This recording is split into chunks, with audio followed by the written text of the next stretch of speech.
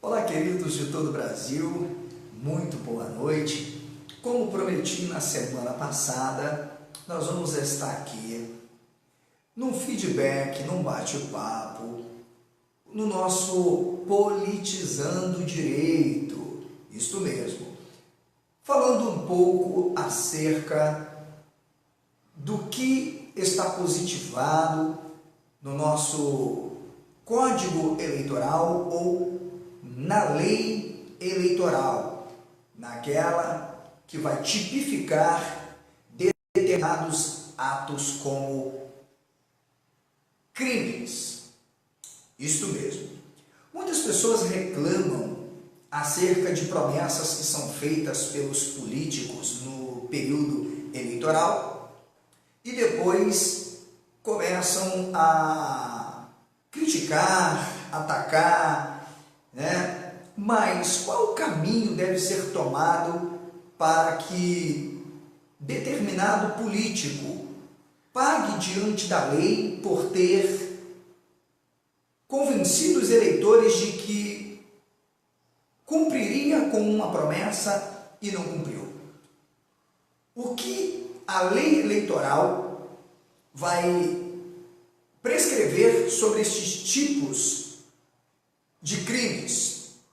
Hoje eu quero conversar com vocês um pouco sobre abuso de poder religioso, político e econômico.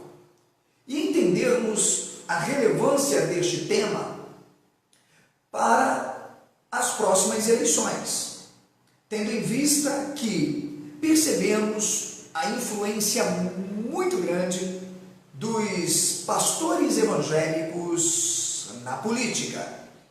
E é evidente que não estamos aqui discriminando a não participação ou participação dos evangélicos na política, mas a maneira, o comportamento, a forma com que é feito a campanha eleitoral pelos pastores evangélicos. Vamos separar na nossa pauta de hoje apenas abuso de poder religioso. Mas antes, precisamos entender onde está esta lei, que encontra-se no artigo 23 da Lei Complementar número 64 de 1990, quando o Tribunal Eleitoral decidiu analisar os fatos ditos tipificados comuns cometidos por agentes e sujeitos dentro do processo político. E a finalidade é manter a lisura, a honestidade, a transparência, a coesão, a justiça, a equidade dentro do processo eleitoral entre os candidatos. Bem, como nós podemos então entender o que é primeiro chamado de estelionato político? Ora, vou dar um exemplo muito claro, tá, pessoal? Isso aqui é apenas a nível de exemplo, beleza? Alguns dias atrás, cidadãos itaucarenses, dialogando, conversando comigo, começaram a tecerem comentários acerca do atual prefeito de Itaucara. Segundo eles, o prefeito de Itaucara fez diversas promessas no período eleitoral, inclusive até de conseguir maquinários para a questão de poços artesianos, entre outras promessas. Segundo esses eleitores, até o presente momento, o prefeito não cumpriu com muitas promessas feitas. Ora, antes de falar sobre esse caso concreto, esse fato em apreço, eu quero dizer que já foi votado em Brasília um processo que inclusive foi apresentado pelo ex-deputado federal Felipe Bornier, a quem tenho grande apreço por tudo que construiu e pelo legado que deixou na sua trajetória política, representando o estado do Rio de Janeiro, projetos impossíveis de realização, ok? Isto é, projetos que são utópicos, que vão se esbarrar, inclusive, numa estrutura de códigos que determinam se será possível ou não um projeto de ser realizável. Isso já é o suficiente, ou seja, você criar um projeto e fazer uma promessa que é impossível de ser votada, de ser aprovada, de ser cumprida, não pode. Voltando para o nosso caso, é considerado estelionato todo e qualquer discurso feito que venha ludibriar o eleitor, convencê-lo ou induzi-lo a votar num candidato que faz promessas com o fim de ter o voto do eleitor. Ou seja, a lei eleitoral e o código eleitoral vai tipificar isto como estelionato político. E, portanto, se é estelionato político, o político é passivo de punição, inclusive a perda do mandato. Ele pode vir ser cassado. Ou seja, não adianta hoje os eleitores estarem reclamando do prefeito Manuel Faria, que ele não cumpriu, ou outros prefeitos, tá? Ou outros políticos, mas não tomarem uma iniciativa de oferecerem uma denúncia junto ao próprio Ministério Público. A outra questão é também o seguinte: todo candidato, ele defende um projeto de campanha. É esse projeto que é o nexo da causalidade entre ele e o eleitor. E, portanto, quem vota, vota nas promessas feitas pelo candidato. E se o candidato não cumpre com essas promessas, logo é passivo de ser cassado e punido por ter mentido ou enganado o eleitor. Vou dar uma pausa aqui para ouvir algumas pessoas e agradecer a participação do Daniel Bastos, ao Davi Ribeiro, a Maria Alícia, ao Cláudio Jorge, Ana Cristina, Paulo Sérgio, Matheus Cavalcante, Salatiel Ferreira, ao Carolino Martins, a todos que estão aí me assistindo. Quem quiser fazer alguma pergunta, pode ficar à vontade, a sua participação é muito importante para nós, ok? Então, pessoal, deixando claro que estelionato político é crime. É um crime praticado dentro de um período eleitoral, feito pelo candidato para convencer o eleitor de que, de fato, né, ele tem as melhores propostas, vai cumprir com aquilo que está prometendo e acaba, então, sendo eleito e não cumpre aquilo que prometeu. Eu digo, na minha página aí tem vários advogados, ok, pessoal, que atuam em determinadas áreas, inclusive temos aí 2 juízes, doutor Cláudio, também, que se não visualizou, mas está aí com a gente, e o doutor Pedro, deixando claro, gente, que, absolutamente, se um político foi eleito no período do seu mandato, ele não cumpriu o que ele prometeu, basta uma denúncia junto, tá, ao Ministério Público, tá, ou ao próprio TRE, pois trata-se de um crime, tá, praticado dentro do sistema eleitoral, e o mesmo vai ser cassado, sim. Então, quando eu critico alguns das redes sociais, principalmente aqui no município de Itaocara, porque o Manel prometeu que ele disse que ia fazer poço artesiano ou da máquina para isso, porque ele disse que iria fazer um carnaval, que o carnaval ia ser melhor. Ora, isso foi filmado? Tem isso registrado? Isso fez parte do seu programa de governo? Quando eu digo que a maioria do eleitorado é ignorante e se deixa levar por qualquer discurso, as pessoas querem me atacar. Como eu não estou nem aí, porque eu não estou aqui como candidato a nada, e no futuro, se for, vai votar em mim quem quiser. Eu digo que é a verdade, como disse o nosso Gemenéias. Mais da metade do eleitorado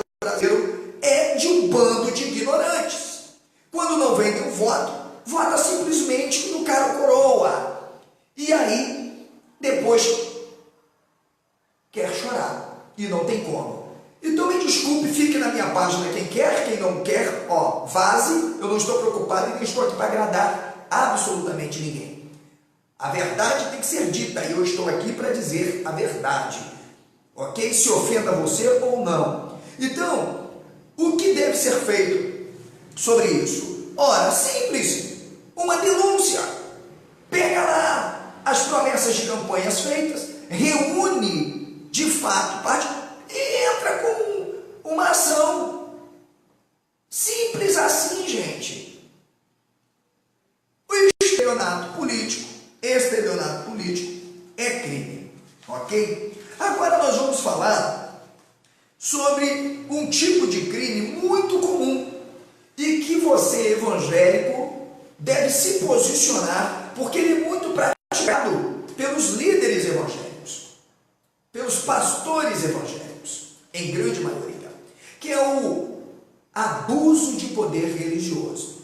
Então nós vamos aqui mostrar até onde está o abuso de poder religioso, deixando claro que não há na nossa legislação nada que proíba um pastor evangélico apoiar um candidato, se filiar a um partido político, se candidatar a qualquer cargo público. O que a nossa legislação proíbe? O que não se pode praticar? O que não se pode fazer dentro de um período eleitoral, de uma campanha eleitoral? Primeiro, não se pode usar os templos religiosos como comitês eleitorais. Não pode se transformar os púlpitos das igrejas e mais. A Constituição da República Federativa do Brasil, que vai resguardar e garantir a preservação, a segurança dos templos religiosos, vai tratar como templos religiosos as dependências também, isto é, todo o espaço estrutural físico do templo é o templo.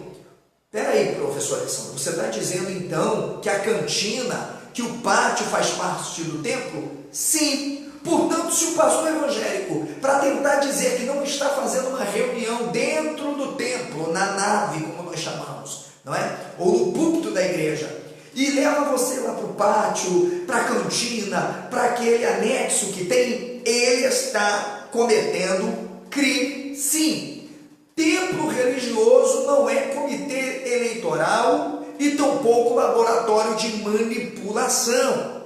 Então veja que eu estou deixando claro, um pastor evangélico, líder de qualquer segmento protestantista ou não, pode, e quero dizer aqui aos meus amigos, pastores evangélicos e até os que não me conhecem, participem da política sim. O Brasil precisa de pessoas inteligentes, pessoas com condições de poder representar de fato o interesse do povo. Acreditamos num novo modelo político neste país, diante de tantas contradições que temos visto atualmente. É possível acreditar numa nova geração que foi profetizada por Enéas, né? De jovens que realmente mudarão a história desta nação. Então, aqui eu não estou dizendo que temos que impedir que os evangélicos participem do processo. Não, pelo contrário, pastores se candidatem sim. Agora, não façam politicagem, não cometam este tipo de crime. Os membros da igreja podem, o que não é caracterizado crime então, professor? Para depois nós falarmos do crime de abuso de poder. Ora, um pastor evangélico, ele pode defender uma bandeira. Nós vivemos num país de diversidade ideológica, política, pluralismo religioso. Por que vocês acham que existem tantos partidos políticos? Ora, um pastor evangélico pode se filiar a um partido, defender uma plataforma, defender o seu discurso, seja ele teológico, teleológico, filosófico, ok? Ideológico, cultural, ele pode. Isto é o seu direito, ok? Então, não é crime o pastor, por exemplo, fora das dependências do templo religioso, convocar os cristãos para ouvir as suas propostas. Isto não é caracterizado crime, é um direito. O cidadão religioso é cidadão político, são inseparáveis, ok? E outra, nós tentamos às vezes essa afastabilidade do cidadão político do cidadão religioso para dizer que, exemplo, no poder público ou no legislativo ou executivo não se limita a fé. É verdade, mas nossa sociedade ela é plural. Por isso que eu digo que nós vivemos numa sociedade de sociedades. E, portanto, quando você vai para a atividade política, você leva consigo todos os paradigmas, conceitos, ideias, a sua fé. Ou você acha que quando você entra lá na Câmara de Vereadores ou lá na Assembleia Legislativa, na LERJ ou no Congresso Nacional, você chega simplesmente para Deus e diz assim: ó Deus, a minha fé vai ficar aqui fora, qualquer pauta relacionada à minha teologia, ou aos dogmas da minha igreja, ou ao aspecto moral daquilo que eu acredito ser o lícito, eu não vou poder defender e eu não vou poder criticar.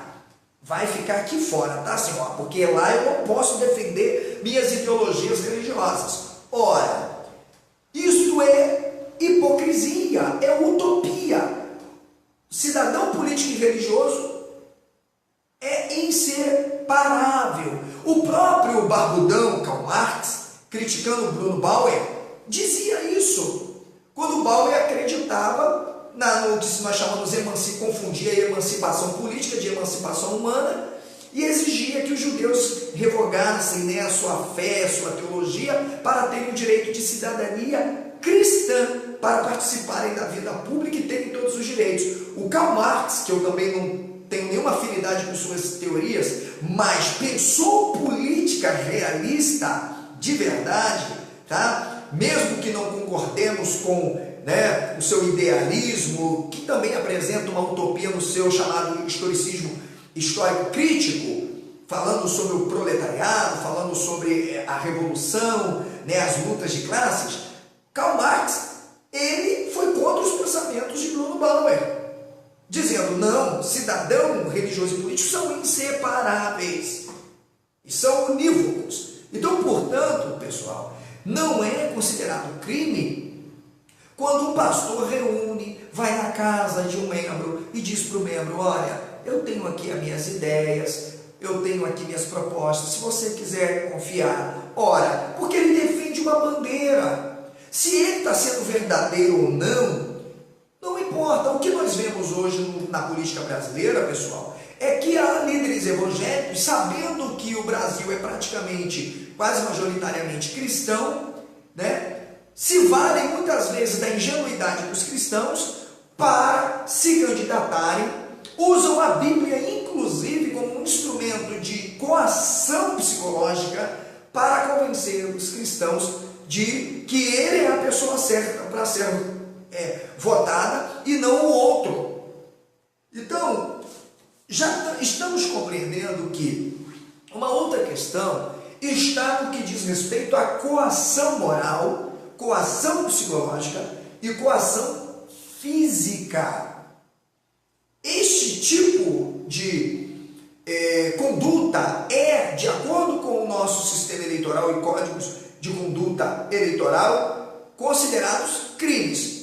E onde podemos então diagnosticar? Quando um pastor evangélico, ele usa a Bíblia, vai para um púlpito e começa a amedrontar os fiéis, dizendo que se os fiéis não votarem nele, vão para o inferno, ou serão punidos por Deus, e que as coisas não vão. Ou seja, isto é caracterizado coação psicológica, é crime. As pessoas, ou seja, não é a força do discurso que leva o outro, por coação de sofrer uma punição, a ter que votar naquele líder evangélico ou no político propriamente. Então, temos que compreender quais os tipos de discursos que são feitos pelos líderes religiosos para dizer: olha, isto aqui é ou não um discurso religioso, ok? Quando eu digo que usar os templos, ainda mais, tá, pessoal?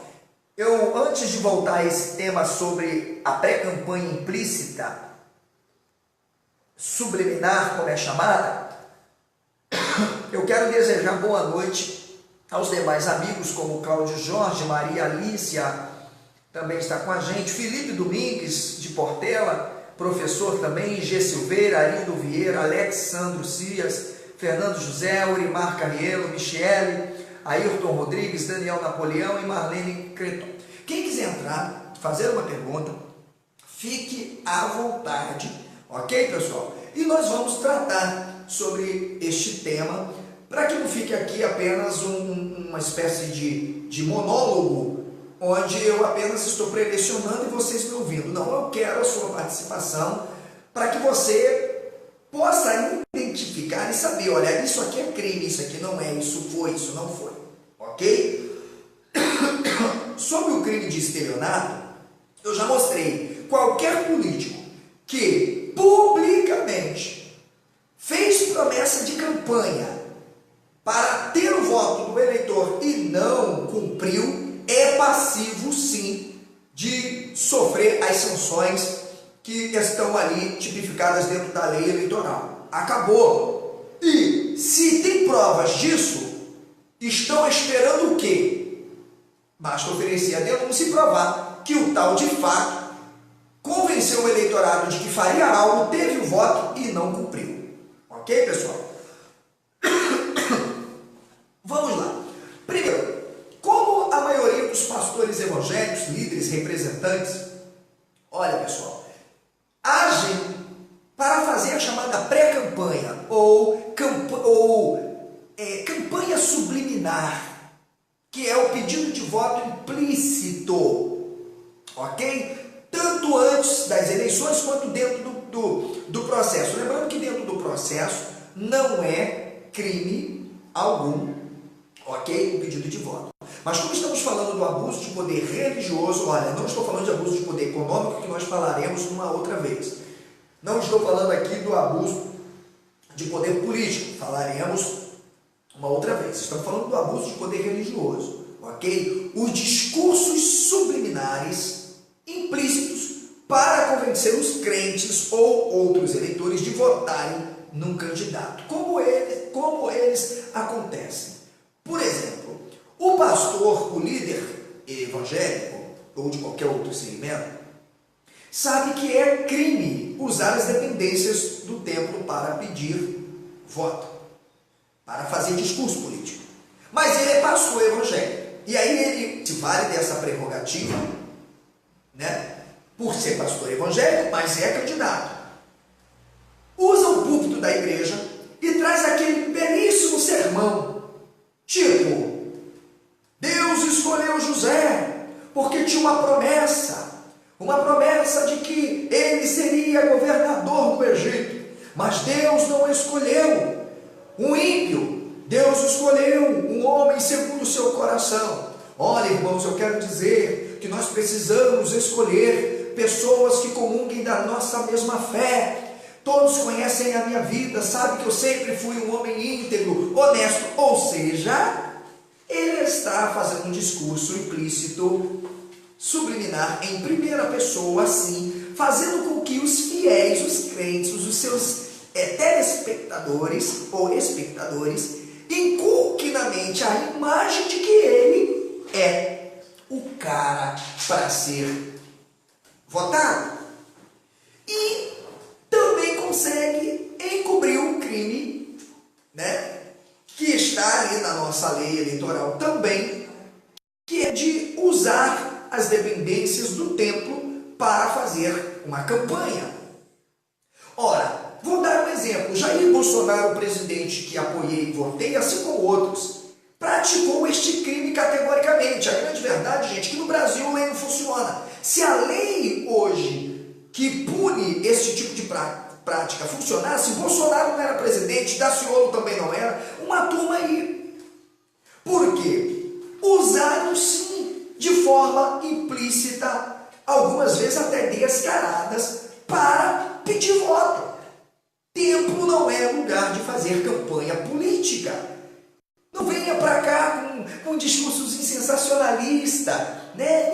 Porque todos esses que estão aí, categoricamente cometeram um crime contra a lei eleitoral. Fizeram discursos, pastores evangélicos chegaram ao ponto como o Silas Malafaia, que tenta encobrir a prática clara, explícita, não é nem implícita, de que usa o púlpito da igreja para fazer campanha. Aí vai dizer que levou Lindbergh Faria, né, da esquerda, do PT, que ele tanto julga, né, para pedir voto. Ele não declarou, olha gente, votem no Lindbergh. Mas é evidente que ele usou sua autoridade de pastor, como ele apoiou tantos outros e levou todos estes dentro do templo com aquela desculpinha. Não, é porque vieram receber oração. Por que não foram receber oração outras vezes? Só no período eleitoral. Tá dando para entender, pessoal? Então, por que o professor Alessandro está trazendo este tema? Porque nós vimos a ministra Damares fazer um pronunciamento logo após a sua posse, de que a igreja precisa se posicionar. E eu fiz um vídeo dizendo, a ministra tinha que voltar para o curso de teologia, se é que ela fez, né? Aprender um pouco sobre eclesiologia e entender que igreja não é cristianismo, igreja não é entidade visível ou institucionalizada, ok? E que se é o que ela diz, a igreja é um fracasso na política brasileira. Porque infelizmente, né? Infelizmente o que nós vemos é que o índice de corrupção no Brasil, praticado em grande maioria, envolve o nome de pastores evangélicos e entidades religiosas. Estão me entendendo, pessoal? Então, quero deixar aqui claro por quê. Hoje não é uma crítica, não é um ataque. Seja no município de Itaocara, Aperibé, nos pequenos municípios do interior do Rio de Janeiro ou de outros estados também. Os evangélicos são usados sim, massa de manobra, da mais frágil que vocês possam imaginar. Basta o cara dar um glória a Deus, um aleluia, rodopiar e pronto. O pastor embolsa como um bom cabo eleitoral quando ele não é candidato, né? Montantes. Isso, pessoal, que eu não falei ainda quanto o crime de lavagem de dinheiro praticado pelas igrejas evangélicas. E não sou eu que estou falando, não. Basta ir aí, ó, no STF, que vocês verão quantos processos muitas igrejas evangélicas de grande nome no Brasil respondem explicitamente o crime de lavagem de dinheiro. Mas por que os políticos não se posicionam? Inclusive os evangélicos. Por que não existe a lava-jato nas igrejas evangélicas? Nós temos uma bancada que se diz evangélica e que está mais que provado que as igrejas evangélicas são as maiores fontes de lavagem de dinheiro para manter políticos corruptos no poder. Esses que dizem que representam a bancada evangélica, na verdade não vão agir porque eles fazem isso. Eles não vão criar uma lei contra a si mesmos. Dói o que eu estou falando, mas é a pura verdade. Ok, pessoal? Outra questão é quando usa-se o dinheiro da igreja, tá? Não declarável, todos sabem a igreja. Hoje, se você quer abrir uma fonte de renda, abra uma igreja evangélica. Hoje é mais fácil você ficar rico com uma igreja do que você ficar rico com uma empresa.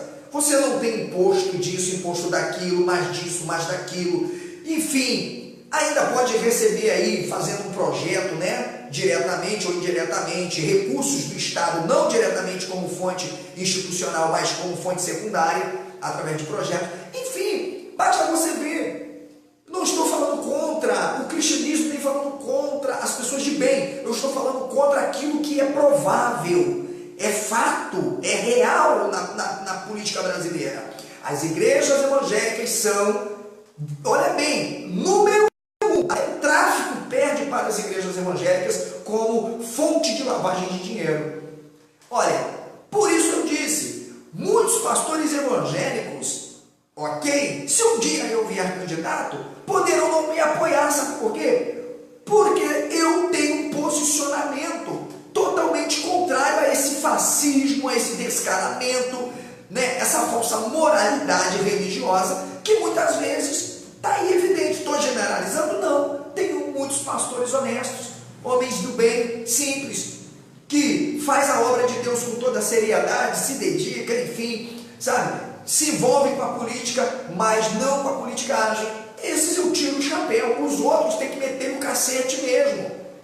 Tem que botar no pau de arara para tomar vergonha, porque envergonha o evangelho, o nome de Deus, da fé e da própria instituição. Então, minha gente, vamos lá. Falei hoje para vocês sobre o abuso de poder religioso, cristão que apoia, pastor safado, canalha, ladrão, né? Como o Silas Malafaia falou, está aí no YouTube, todo mundo pode ver, aquilo não é montagem, que um crente que denuncia um pastor por fazer caixa 2, vai ter uma briga com Deus. Olha, cumplicidade é crime. Se silenciar diante de um ato criminoso é ser coautor, cúmplice de tal ato. Mas o pastor Silas disse, coagindo os cristãos, incentivando, ele estava doutrinando os cristãos a dizerem, não, ó, os pastores são vice-deuses. Vocês não denunciem. Se você souber que o seu pastor está roubando, sai da igreja, vai para outra igreja, mas não se levanta dele não. Toma vergonha da cara, Malafaia. Aí vai me amaldiçoar também, como você fez aí com o Boechat. E ele é só um desses que está aí, entendendo? Se existe um canalha hoje no Brasil, infelizmente chama-se Silas Malafaia. Entre outros, ele é vamos dizer, o safado mor da política brasileira. Uma hora não adianta, uma hora a casa cai, e mais, podem mandar o meu vídeo, que eu já mandei vários, para ele, o respeito com relação a muitas bandeiras que ele defende, mas o Silas se encobre, né? Se esconde debaixo de um discurso religioso de moralidade, mas o cara é moral. O cara quer defender pautas como, de fato, concordo, que resguardam a família brasileira, como aborto, como homossexualidade e tantas outras coisas que vem ferir essa sociedade de base estática, fechada. Beleza, essa é a pauta do cara, mas por outro lado, tá aí, envolvido no emaranhado, apoia um monte de canalhas corruptos e sujos, e depois vem querer dar uma de que é o bambamã da política brasileira, e com ele tem uma turma, gente. E me desculpe aí quem é da Igreja Assembleia, que aqui eu não estou generalizando, eu estou falando que nós não podemos tolerar esse tipo de coisa, mas estamos falando do Silas Malafaia, não é, pessoal? Estamos falando de qualquer pessoa. Estamos falando do Edir Macedo, estamos falando do Valdemiro, estamos falando do Agenor Duques, estamos falando desses homens que levaram político para dentro de seus templos religiosos. Está no nome da entidade só por acaso. Seus templos religiosos. E usaram um discursozinho para dizer assim, ó, porque estão preocupados com eles. Olha o patrimônio desses homens. Os evangélicos tinham que parar e acordar. Vai procurar uma igreja mais humilde, um pastor da roça, que está ali lutando, fazendo listinha para fazer cesta básica, para ajudar quem precisa. Sabe? Procura uma entidade carente, vai ali, doa ali o seu dízimo. Sai desse tipo de indústria da fé, porque está sendo vergonhoso demais. Abuso de poder religioso. Ok, pessoal? E mais, como prometi, gente, tá aqui, olha, uma obra que eu indiquei de um evangélico, jurista, advogado, pós-graduado, mestrado, inclusive obra publicada pela Casa Publicadora das Assembleias de Deus, CPAD. Uma obra que tem que ser de cabeceira para todos os pastores. Duas coisas. Ou eles saem da igreja, ou de fato tomam vergonha na cara. Então veja que o que eu estou falando aqui, minha gente, tem fundamento bibliográfico. E olha que eu estou citando uma obra só, eu poderia citar tantas outras. Ok? Para que os pastores não digam, esse aqui bate sorrindo. E eu estou falando de um homem devoto, piedoso, que atua na docência, inclusive teológica e do direito, faz parte de um movimento evangelical e missionário no Brasil, no Rio Grande do Sul, ok? E é uma obra que, por exemplo, poucos pastores têm uma obra dessa. Aliás, hoje a única coisa que um pastor lê a Bíblia, né? Eu sempre disse, o maior medo dos pastores evangélicos é dos cristãos aprenderem. Porque quando o conhecimento chega, a liberdade também chega. Quando o conhecimento vem, o homem se torna livre, deixa de ser escravo de um sistema ou escravo de alguém. Então, é mais fácil aprisionar, como a Igreja Católica fazia lá no início, né? Onde até os textos eram copiados no escritório, onde os copistas eram vigiados, a Bíblia era um livro apenas do alto clero. Então, hoje, mesmo a Bíblia sendo um livro popular, a mente cristã é totalmente voltada somente ao estudo da Bíblia e à revistinha produzida pela sociedade deles. Ok? E qualquer obra que venha num neoliberalismo, por exemplo, mostrando a face de tudo isso, é comprometer. Então, minha gente, goste de mim quem quiser, não estou político, não sou político, desculpas, sou um livre pensador, faço parte de um movimento político revolucionário, social, democrático, e vai conosco quem quiser, porque nós não vamos tolerar, ok? Uma pausa aqui, muito boa noite a Sueli, ao de Fácil, Leandro Freitas, ao Ronaldo Silva e ao Wallace Fernandes. Quem quer fazer alguma pergunta, vamos dar aí 1 minuto mais ou menos para quem quiser participar comigo. Vou adicionar alguém, vamos ver quem vai aceitar.